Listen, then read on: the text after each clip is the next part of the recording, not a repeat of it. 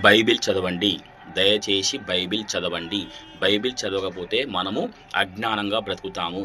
మనం ఎక్కడికైతే వెళ్తామో బైబిల్ జ్ఞానం లేకపోవడం వలన మనం ఒక చోటికి వెళ్ళము. ఒక సంఘానికి వెళ్ళము. 20, 30, 100 సంఘాలకు వెళ్తాము. 100 సంస్థలకు వెళ్తాము. అదే మనకు బైబిల్ జ్ఞానం బైబిల్ తెలిసి ఉంటే ఒక సంఘానికి వెళ్తాము. అయితే ఈ రకరకాల వ్యక్తులు రకరకాల చోట్లకు వెళ్తారు. ఎక్కడికి వెళ్తారు? కర్ణపురం వెళ్తారు. బెల్లంపల్లి ప్రవీణ్ కుమార్ దగ్గరికి వెళ్తారు. కల్వరి సతీష్ కుమార్ దగ్గరికి వెళ్తారు. జాన్ వెస్లీ దగ్గరికి వెళ్తారు. ఇలా రకరకాల పాస్టర్లు ఉంటారు. వీళ్ళందరి దగ్గరికి వీళ్ళు వెళ్తారు. వాళ్ళు ఏం చెప్తారు? అదే బైబిల్లో ఉన్న విషయాలే వాళ్ళు చెప్తారు. కానీ వీళ్ళు బైబిల్ తీసి చదవరు కాబట్టి అక్కడ వెళ్ళి ఇక్కడ ఇంట్లో ఉండి చదువుకోవాల్సినవి, ఇక్కడ మన సంఘంలో ఉండి చదువుకోవాల్సినవి ఎక్కడెక్కడో కూడా అక్కడ కూడా చదువుకుంటే అక్కడ వాళ్ళు చెప్పే మాటలు వింటూ వస్తూ ఉంటారు.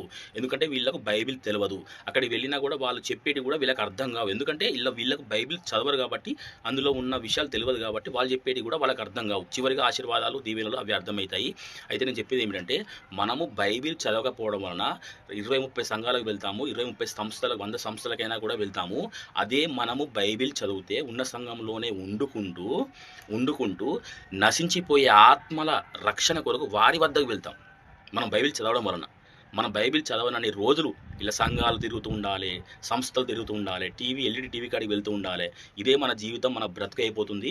మన జీవితాంతం ఇక మనం ఆత్మను రక్షించలేం. కాబట్టి బైబిల్ చదవండి.